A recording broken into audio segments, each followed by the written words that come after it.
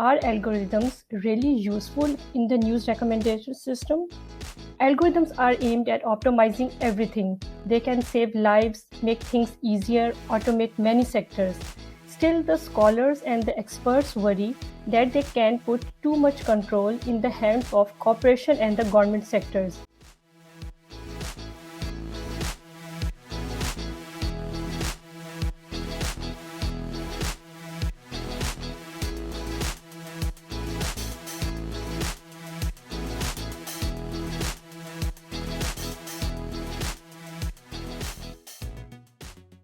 Hi everyone.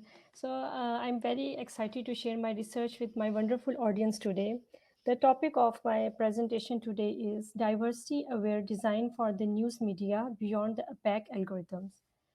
First, I want my audience to think about something. I have a question, and I want my audience, especially the young audience who are in the field of artificial intelligence, to think that are artificial intelligence and the algorithms a threat to or an opportunity for the democratic role of the news media? There is no doubt that the news recommendation algorithms have an important role in shaping the contribution of the press today. The task of the news recommendation algorithm is to filter out the abundant of information that is available from various resources in the online platform. We also know that these days more and more people tend to read online news on the mobiles, on the websites, and so many portals where they have access to million of news articles from everywhere, from different sources. The sources could be authentic, the sources could be fake. In order to help the user to find the right and the correct, not fake, and the relevant content, the news recommender systems are designed to relieve the information overload problem and suggest new items that the user might be interested. Here's something very important we need to note down. The news that the user are interested may not be the only news that a user need to know.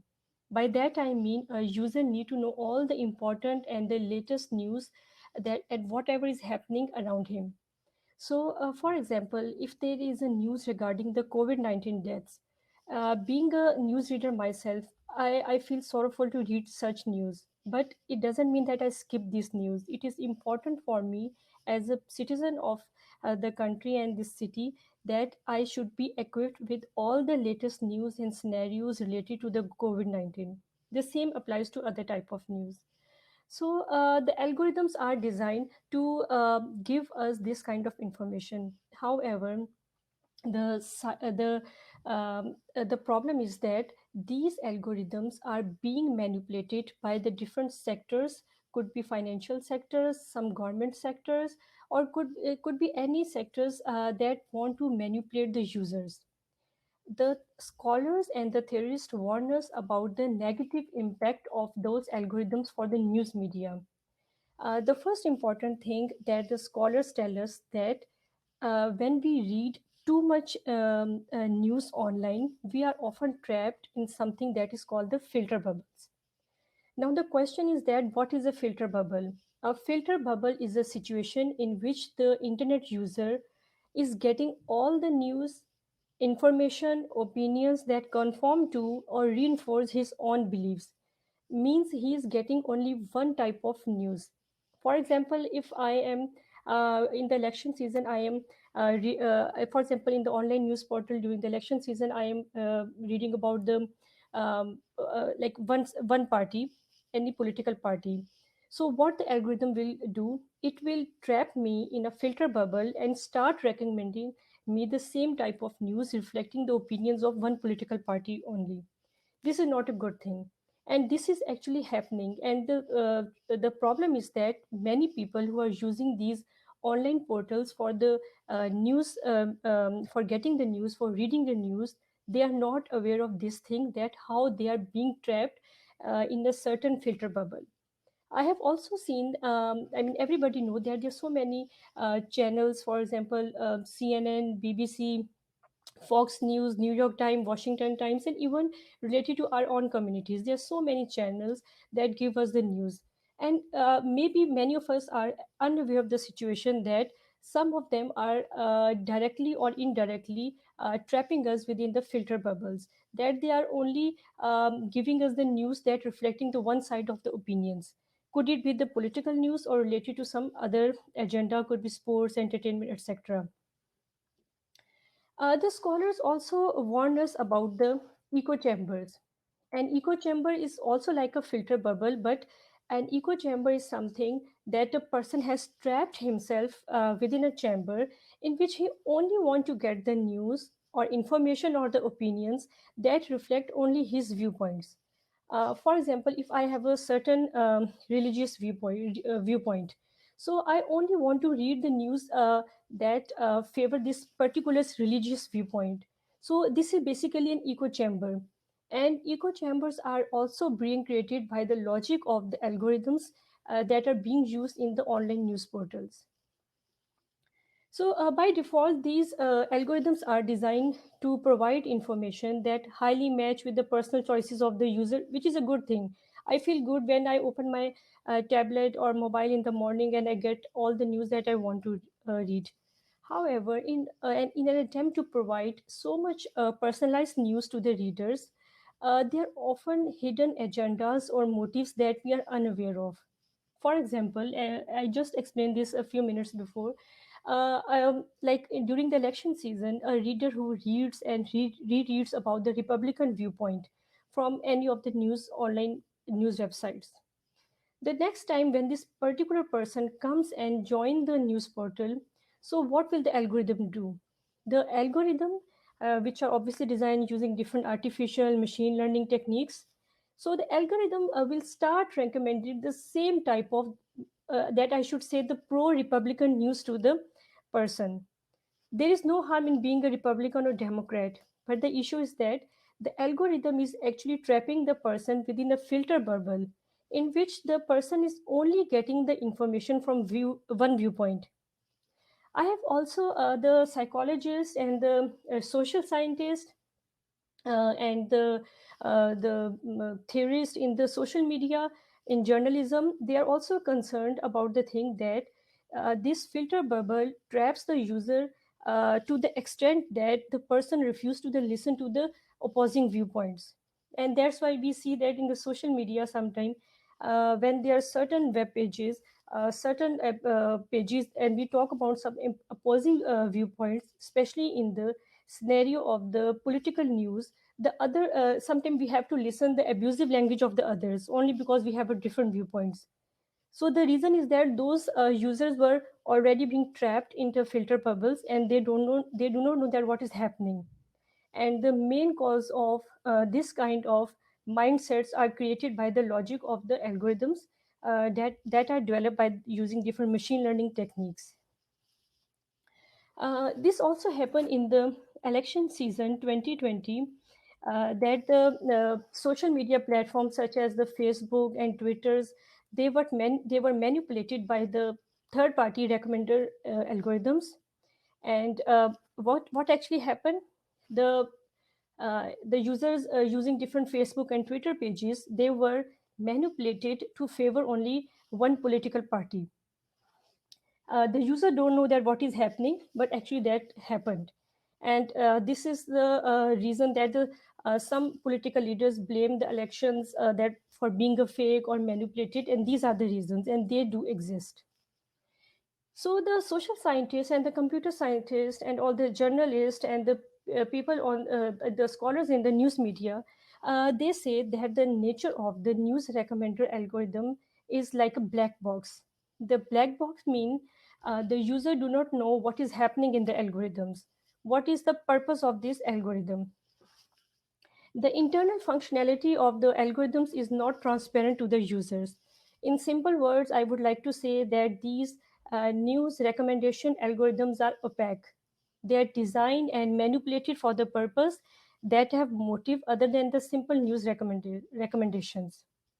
And these motives could be advertisement, election campaigns, um, fake news, false news, misinformation, disinformation, rumors, satire. Uh, like we are in the era of the COVID-19 pandemic. And because of these algorithms, the information about the COVID-19 is now called infodemic because uh, that we are getting so much fake, false, misinformed news regarding the COVID-19 cases and so many other happenings. So these are the results of the different algorithms that are being manipulated to mislead the readers, and the motives are very clear. Could be to get the revenue, could be to it could be like misleading like the people, uh, because when we more read this kind of news, the manipulators of these algorithms, they will get the revenue in the form of the clicks that we do when we read these kind of news. So they are actually they have their hidden agendas and motives. They could be political agendas, but mostly it's like generating the revenue using this infodemic. So like as a citizen of the country, of a democratic country, of as a member of the like a Canadian citizen, we and everybody, this is for everybody, we have certain hopes from the news recommendation algorithms, especially when the scenarios are political. The first hope we have from the developers of the news recommendation algorithm is to inform the citizens and to provide them with the information so that they can make meaningful political choices, and to help them hold their elected representatives accountable. The second hope we have from the news media who are using these different news recommendation algorithms is to create a diverse uh, is to create a diverse public forum where different ideas and opinions in the society can be articulated, debated, and weighted. The scholars also worry about the implications of the artificial intelligence and the algorithms for the sustainable future of the media, because many of these news recommender systems use our personal data to optimize their results. Uh, the user are also provided with the information that is not diverse. For example, if I'm using the news recommender system, as I talk, they may have some hidden agendas. They are manipulating us for certain motives. But there's another thing also happening. In fact, there are two things that is happening. At the individual level, I am getting the same kind of news from these websites. So what will happen? In the beginning, I will be happy to get the news that match with my interest, maybe political, entertainment, sports, etc. But what will happen over the time? I will start feeling bored. So basically what is happening, the website is losing the trust and the loyalty of its readers by giving the same type of news.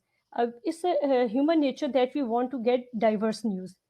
Second thing is happening when we get the same type of news, as I mentioned above, we are trapped in the filter bubbles and the echo chambers. So basically, the logic of these algorithms is such that we are not getting the diversity in the form of the information. So the reason for this is that uh, when the recommendation algorithms were developed, they were developed uh, for the applications like music recommender systems, the movie recommender system like Netflix, or the e-commerce systems. But the thing is that the news medium, news domain is different. So the algorithm that is designed for this purpose should also be different. So we, as the computer scientists and the people working in the machine learning, deep learning, artificial intelligence, we suggest certain solutions. And I also want my wonderful audience to think about some different solutions that uh, the the research community in the machine learning, or like the computer scientists, they can use it to implement better news recommendation algorithms. The first idea is that we should have the liberal recommender system, in which the algorithms do not make the whole decision for the user, but the user themselves do some of the like give some of the authority to the user to curate the news for themselves.